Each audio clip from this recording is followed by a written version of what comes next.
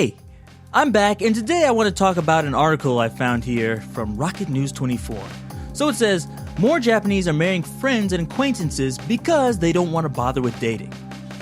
So this is a really strange article, but I actually have some experience with this. Not me personally, but people I know.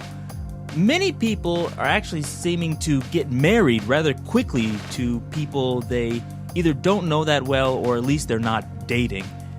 So here it talks about this and gives you some statistics that says 80% of unmarried Japanese say they're looking towards marriage as a major life goal, but 60% of women and 76% of men in their 20s don't have any romantic partner.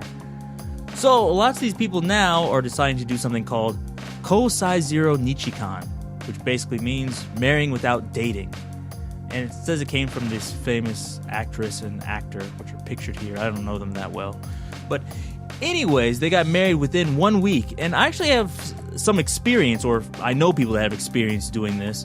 So there's two women I know, and basically they're saying, like, I don't have a boyfriend, I want to get married. And then the next time I saw them, maybe 6 to 8 months later, they said they were married. And I was like, what? How did you get married so fast?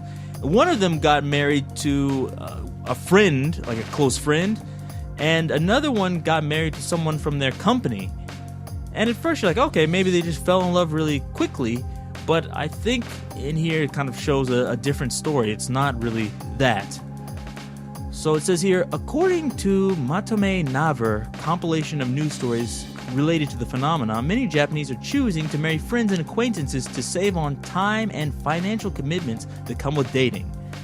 Dating is expensive, and also lots of people are worried about marrying too late. I think there's a little bit of a different culture in Japan where they don't want to marry late into their 30s.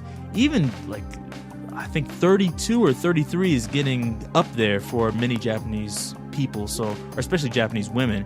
So they want to get married earlier. So oftentimes they're just taking somebody who is convenient, at least in this case. And men, they're like, it costs too much. I don't want to take 10, 20 women out on dates. I'm going to be broke. And then when I am married, how am I going to afford a house when I spend all my money on dates? Some people are saying this is kind of a last resort, but other people said, this is more than a last resort. It's maybe actually a smart thing. This actually comes from the Omiai culture, which, if you don't know, is... I shouldn't say it's an arranged marriage, because it's not really an arranged marriage. It's basically like your parents find someone for you to marry. You don't have to marry them. It's not like the old days where somebody would pay your father, a bunch of gold, and then you have to marry this person. But they would suggest someone to you strongly, and then if you're like, I really don't like this person, they would try to find somebody else. So this is a similar thing, except instead of having your parents do it, sometimes at your job they have like work parties or something, where it's like, oh, this is a single woman, this is a single man, and they'll try to hook you up. And in this case, some people are just choosing like friends, like, oh, it's a high school friend, he lived next to me, we were in the same tennis club together, he seems nice, I don't really have anybody else, I'll marry him. So I know before in America they'd say, like, if you're a guy, you don't want to be in the friend zone, stay out of the friend zone. If you're in Japan, get in that friend zone. You want to be in the friend zone. That's exactly where you want to be.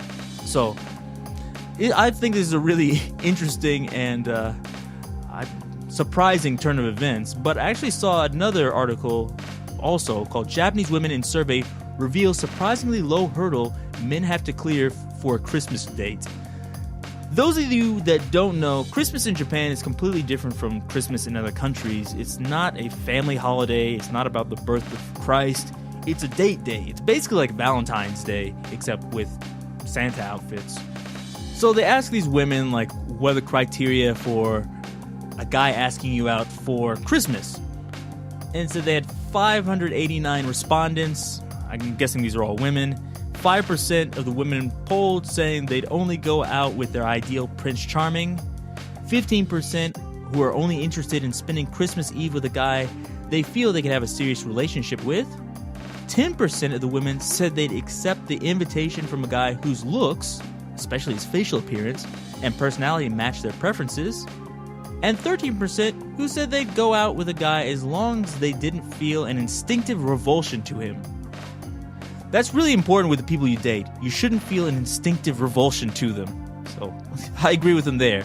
But you're like, wait, that doesn't add up to 100%. But let's look at 55%. 55% said they'd accept a Christmas Eve date invitation from any guy.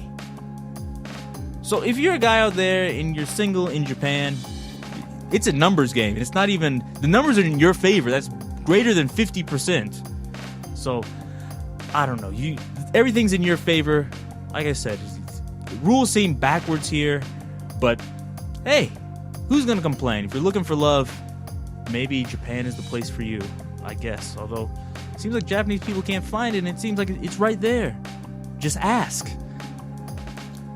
As I said, I thought this was really interesting, and it's not everyone. It shouldn't be said that, like, hey, everyone's just marrying their friend and people have given up on love, or Japanese women will go out with anybody. That's not true. I think it's a little bit exaggerated, but I think there is some bit of truth in it, at least for some people. There are people that seem to get married rather quickly, and there are lots of women who are just looking for somebody. So I don't know if that's a good thing or a bad thing, but it's definitely an opportunity for people. So like I said, stay in that friend zone. That's it for today. If you like this, give me a thumbs up, subscribe, and if you have any questions or comments, leave them below. And until next time, see you.